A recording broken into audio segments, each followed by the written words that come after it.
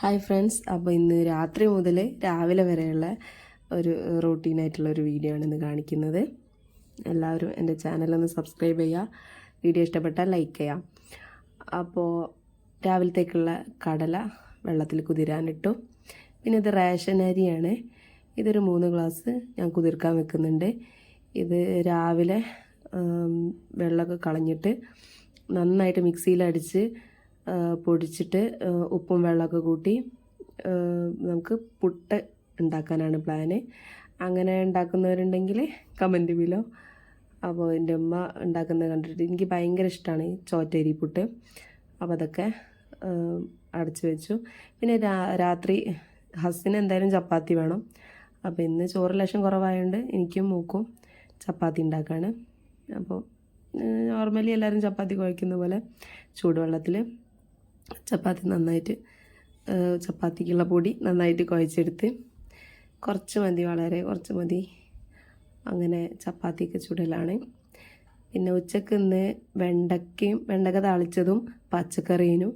അപ്പം ഞാനതൊക്കെ കൂട്ടിയിട്ടാണ് ചപ്പാത്തി കഴിച്ചത്. വെണ്ടക്ക എനിക്ക് സാധാരണ എനിക്ക് വലിയ ഇഷ്ടമില്ല, പക്ഷേ ഇന്ന് താത്താണ് വെണ്ടക്ക ഉണ്ടാക്കിയത്. അപ്പോൾ നല്ല ടേസ്റ്റ് ഉണ്ടായിരുന്നു. പിന്നെ നേരം വെളുത്തിട്ടോ രാവിലായി. അപ്പോൾ അരി ഞാൻ വെള്ളമൊക്കെ പോകാൻ വേണ്ടി എടുത്ത് വെച്ചിട്ടുണ്ട്. പിന്നെ ഒരു ഗ്ലാസ് ചായ മോന് കട്ടൻ ചായയാണ് ഇഷ്ടം. അവന് മദ്രസ ഉണ്ട്, അപ്പോൾ മോന് മദ്രസ പോകാൻ വേണ്ടി മാറ്റുകയാണ്. മോന് ചായയും ബിസ്ക്കറ്റൊക്കെ കുടിച്ച്. നല്ല മഴയാണ് പുറത്ത്. മദ്രസ കൊണ്ടുപോയാക്കാൻ എനിക്ക് ഭയങ്കര മടിയുണ്ട്. അപ്പോൾ പോകാൻ കുട്ടിയൊക്കെ എത്ര മടിയുണ്ടാവും. അപ്പോൾ അതൊക്കെ കഴിഞ്ഞ് മോനെ കൊണ്ടാക്കി വന്ന് നോക്കിയപ്പം കടലൊക്കെ നന്നായിട്ട് വീർത്ത് കിടക്കുന്നുണ്ട്. അതൊക്കെ ഒന്നുകൂടെ നന്നായിട്ട് രാത്രി ഞാൻ കഴുകാതായിരുന്നു വെള്ളത്തിലിട്ടത്. അപ്പോൾ അത് കഴുകി വൃത്തിയാക്കി ഒരു കുക്കറിലേക്ക് ഇട്ടു. പിന്നെ അത് കറി ഉണ്ടാക്കാനുള്ള തക്കാളി, ഉള്ളി, പച്ചമുളക്, ഇഞ്ചി, വെളുത്തുള്ളി ഇല്ലിനുണ്ടേൽ, അപ്പോൾ ഞാനത് ഇട്ടിട്ടില്ല. അപ്പോൾ ഉള്ള സംഭവങ്ങളൊക്കെ വെച്ചിട്ട് ഒരു കറിയാക്കാം. അപ്പോൾ അതിലേക്ക് ആവശ്യത്തിന് മല്ലിപ്പൊടി, മഞ്ഞൾപ്പൊടി, ഇറച്ചി മസാല ലാസ്റ്റ് കഴിഞ്ഞ്, അപ്പോൾ അത് കുപ്പിയോടക്കം കൊണ്ട് തട്ടി. പിന്നെ മുളക് പൊടി, ഗരം മസാല, ഉപ്പ്, ആവശ്യത്തിന് വെള്ളം ചേർത്ത് ഒന്ന് മിക്സ് ചെയ്തിട്ട് കുക്കറിൽ അടച്ച് വെച്ചു. കുറേ നേരം വേവണം. ബീഫ് വേവുന്ന പോലെ കുറേ നേരം വേവണമല്ലോ. അത് കഴിഞ്ഞിട്ട് നമ്മൾ ഊറ്റാൻ വെച്ച അരി മിക്സിയിൽ നന്നായിട്ടൊന്ന് പൊടിച്ചെടുക്കുക. ഈ ഒരു പരുവം ആവുന്നവരാണ് പൊടിച്ചെടുക്കേണ്ടത്. അപ്പോൾ ഇവിടെ കുറച്ച് നമുക്ക് മെമ്പേഴ്സ് കൂടുതലുള്ളതുകൊണ്ടാണ് 3 ഗ്ലാസ്സൊക്കെ. ചെറിയ ഫാമിലിയൊക്കെ ആണെങ്കിൽ 1 ഗ്ലാസ്സോ അങ്ങനെയൊക്കെ മതിയാവും. പിന്നെ കുറച്ച് ഉപ്പും വെള്ളവും തളിച്ച് നമ്മൾ സാധാരണ പൊടി കുഴക്കുന്ന പോലെ കുഴച്ചെടുക്കാം.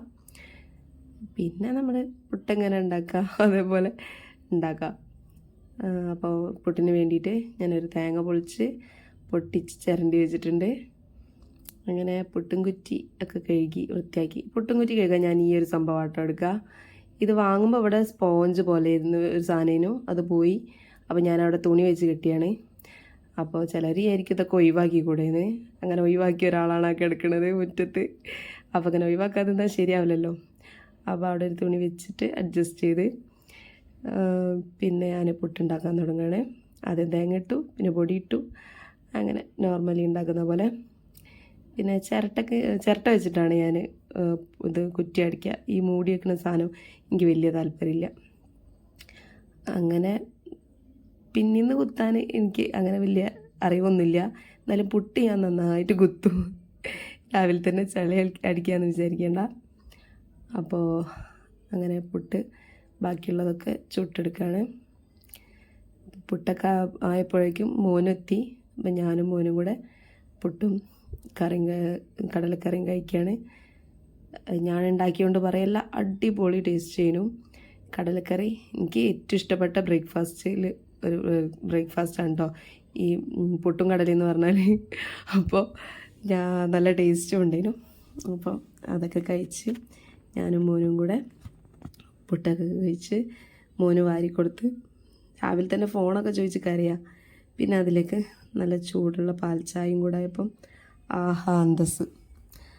അങ്ങനെ ചായയൊക്കെ കുടിച്ച് ബാക്കിയുള്ള പാത്രങ്ങളൊക്കെ ആയതൊക്കെ ഉണ്ടായിരുന്നു. അപ്പോൾ അതൊക്കെ കഴുകി വൃത്തിയാക്കി നീറ്റാക്കി വെച്ചു. ഇനി ലഞ്ചിനേക്കുള്ള കാര്യങ്ങളൊക്കെ കിട്ടണം. അതൊക്കെ കിട്ടിയാൽ ലഞ്ച് പ്രിപ്പയർ ചെയ്യണം. അപ്പോൾ ഇത്രയേ ഉള്ളൂ വീഡിയോ. ഇഷ്ടപ്പെട്ട എല്ലാവരും ലൈക്ക് ചെയ്യുക, ഷെയർ ചെയ്യുക, സബ്സ്ക്രൈബ് ചെയ്യുക. എൻ്റെ ചാനലിലുള്ള ബാക്കിയുള്ള വീഡിയോസൊക്കെ എല്ലാവരും കാണുക. അപ്പോൾ ഓക്കെ, ബൈ ബൈ.